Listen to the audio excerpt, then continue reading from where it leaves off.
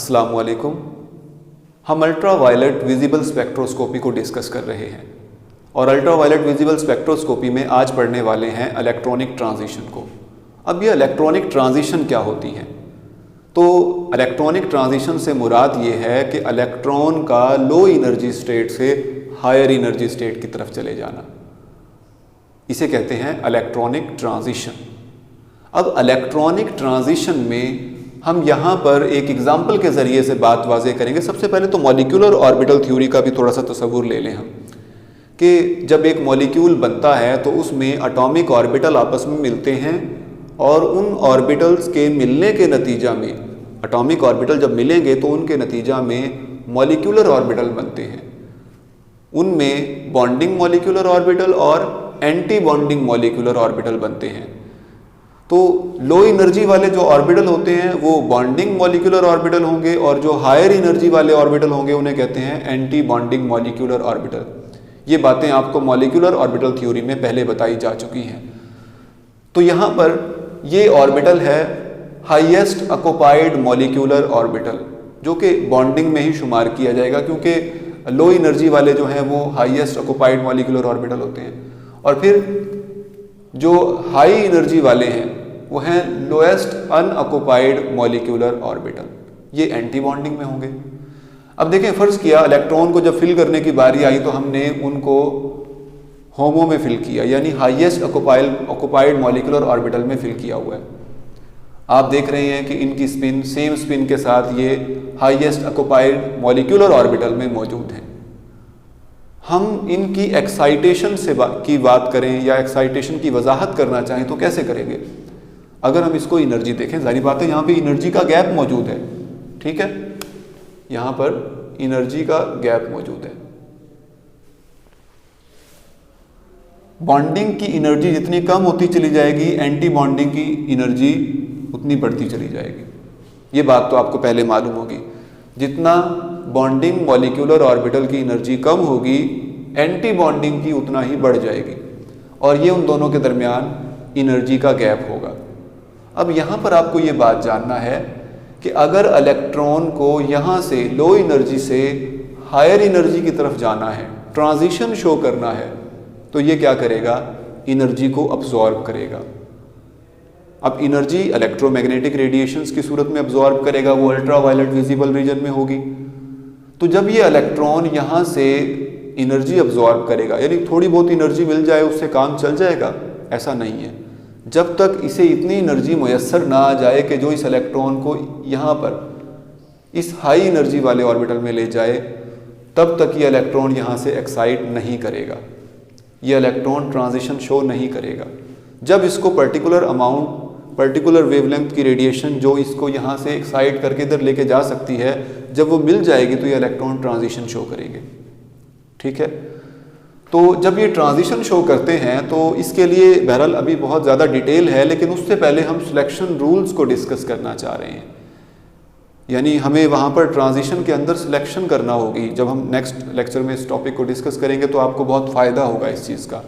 तो यहाँ पर हम सिलेक्शन रूल्स को देख लेते हैं। सबसे पहले हमने सिलेक्शन रूल में बात की कि change of spin is equal to 0, यानी जब ये इलेक्ट्रॉन यहाँ से एक्साइट होके हायर एनर्जी वाले ऑर्बिट की तरफ जा रहा है तो यहाँ पर जाते हुए क्या इसकी स्पिन चेंज हो जाएगी? स्पिन मोशन समझते हैं ना आप, क्लॉकवाइज या एंटी क्लॉकवाइज होती है, +1/2 या -1/2 से उसको रिप्रेजेंट किया जाता है। तो ये इलेक्ट्रॉन जब एक्साइट होगा तो क्या इसकी स्पिन चेंज हो जाएगी? हम ऐसा कह रहे हैं सिलेक्शन रूल के मुताबिक जब इलेक्ट्रॉन की ट्रांजिशन होती है तो इलेक्ट्रॉन्स अपनी स्पिन को चेंज नहीं करते। Change of spin is equal to 0, यानी अगर ये इलेक्ट्रॉन यहाँ पर इस तरह से मौजूद है, इसकी स्पिन क्लॉक ये हमारे सामने मौजूद थी पहले, तो ये इसी तरह से, यानी इसकी स्पिन में कोई चेंज देखने को नहीं मिला, स्पिन इसकी सेम है। तो अगर स्पिन सेम कैसे होगी? +1/2। देखें ना, चेंज ऑफ स्पिन कैसे निकाल सकते हैं?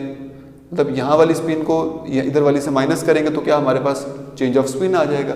तो +1/2, यानी पहले फ़र्ज़ किया +1/2 थी, माइनस फार्मूला का +1/2, यानी अगर सेम रह गई है तो फिर क्या होगा? ये +1/2 या -1/2, तो क्या आंसर आएगा, ये दोनों कैंसिल हो जाएंगे, आंसर क्या आएगा 0।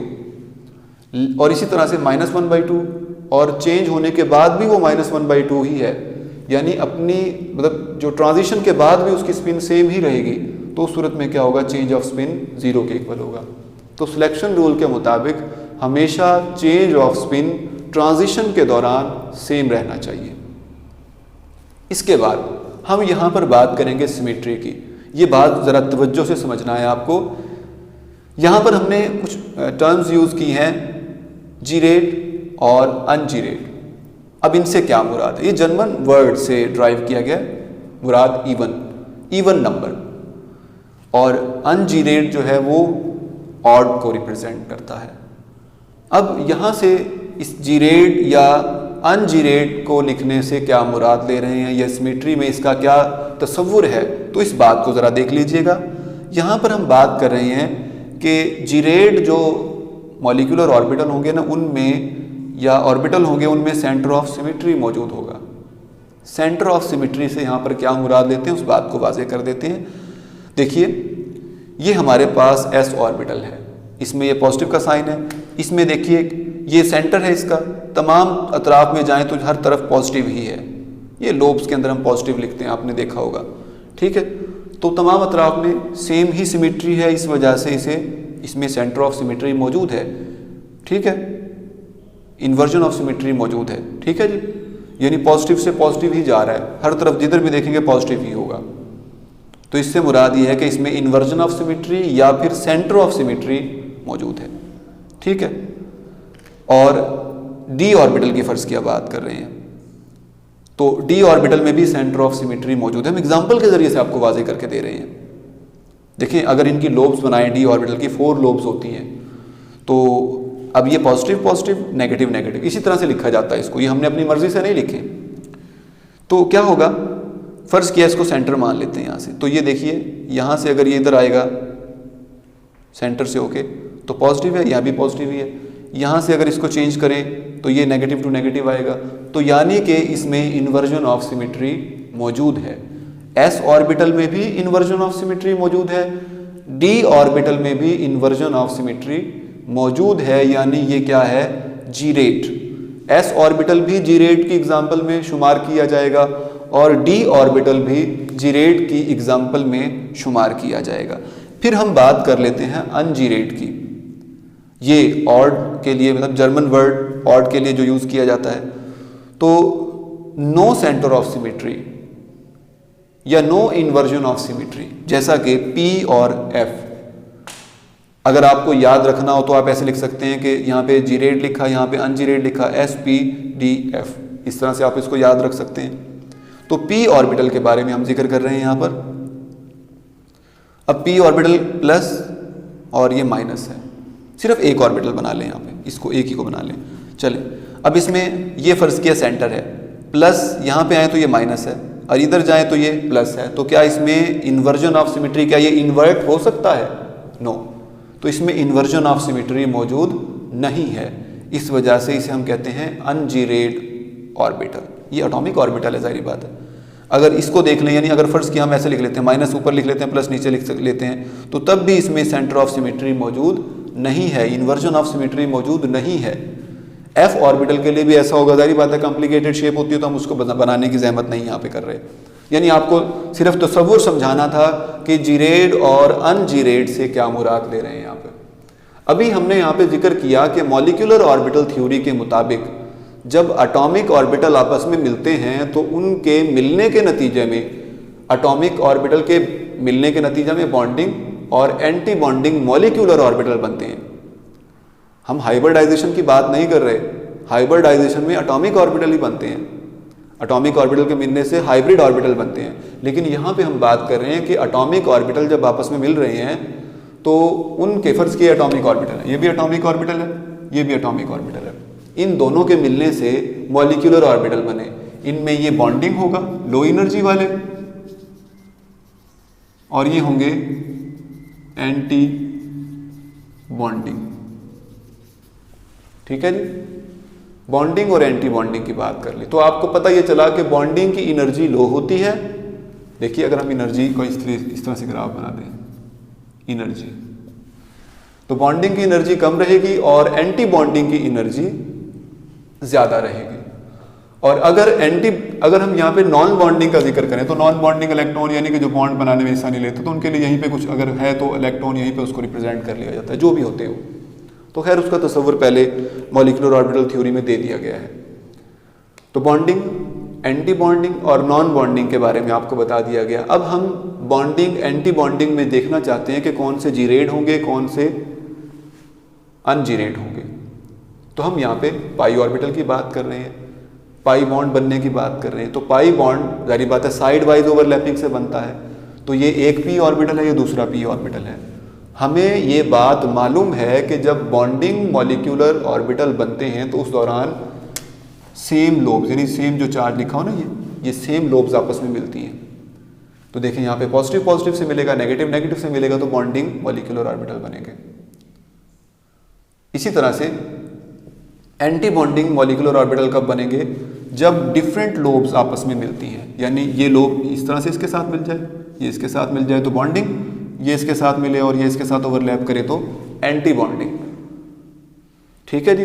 बॉन्डिंग में सेम लोब आपस में मिलती हैं और एंटी बॉन्डिंग में डिफरेंट लोब्स। ठीक है जी। बॉन्डिंग और एंटी बॉन्डिंग का उम्मीद है तस्वुर आपको समझ आ गया होगा। अब ये तो पता चल गया कि सेम और डिफरेंट वाली बात क्लियर हो गई, लेकिन इनमें जानना है कि जीरेड कौन से हैं और अनजीरेड कौन से हैं। ये तो एटॉमिक ऑर्बिटल की बात हुई ना, हमें तो मॉलिक्यूलर ऑर्बिटल को डिस्कस करना है। तो कैसे करें? तो हम यहाँ पर उसकी डिस्कशन ऐसे कर सकते हैं। देखिए, फर्ज किया इसे हम सेंटर मान लेते हैं। तो इन्वर्जन ऑफ सिमेट्री से क्या मुराद है? यहाँ पर हम इसको इन्वर्ट कर सकें। क्या हम ऐसा कर पा रहे हैं? ये पॉजिटिव है, ये नेगेटिव है, ये पॉजिटिव है, ये नेगेटिव है, सेम तो नहीं है ना। इस वजह से इसमें नो इन्वर्जन ऑफ सिमेट्री, यानी ये जीरेड होगा या अनजीरेड होगा, यानी साइड वाइज ओवरलैपिंग से बॉन्डिंग वाले जो मॉलिक्यूलर ऑर्बिटल बनेंगे, क्या वो जीरेड होंगे या अनजीरेड होंगे? तो देखकर तो ऐसा ही लग रहा है कि इसमें कोई इन्वर्जन ऑफ सिमेट्री मौजूद नहीं है, इस वजह से ये क्या होंगे? अनजीरेड होंगे।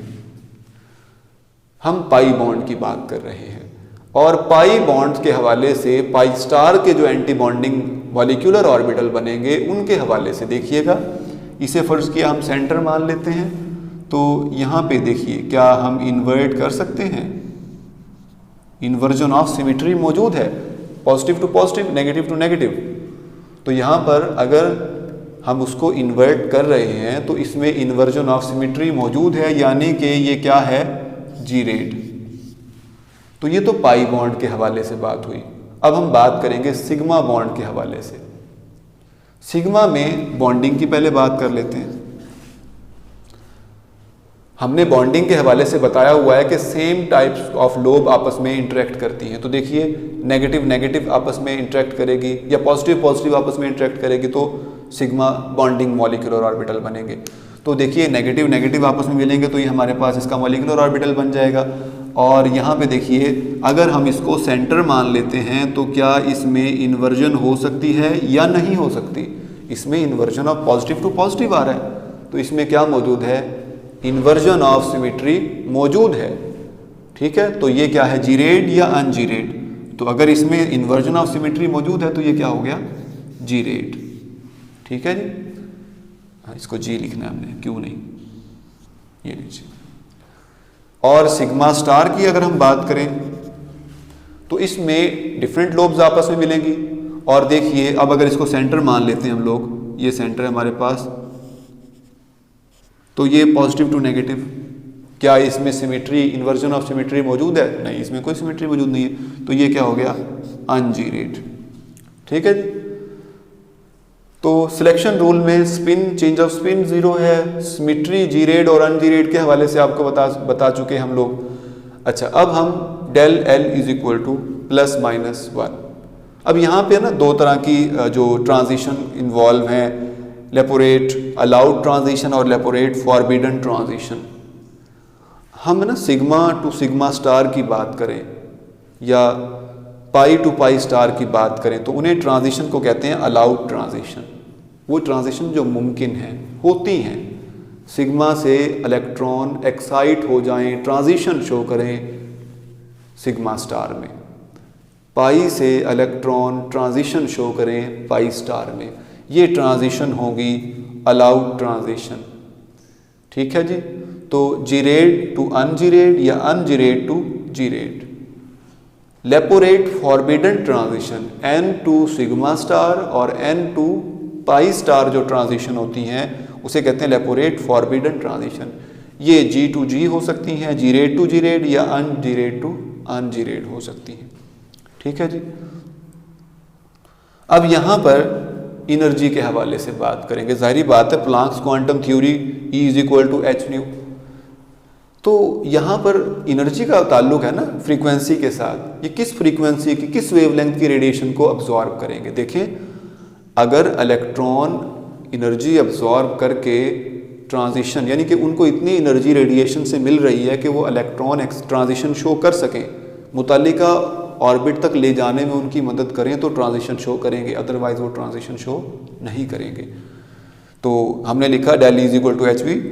Photons match energy gap between ground and excited state. Photon जो एनर्जी दे रहे हैं ना, तो वो एनर्जी इतनी होनी चाहिए कि वो एनर्जी गैप को फुलफिल। हमने बताया कि अगर यहाँ से यहाँ तक लाने के लिए इलेक्ट्रॉन को एनर्जी ना मिली ना, तो वो उसको अब्जॉर्ब नहीं करेंगे।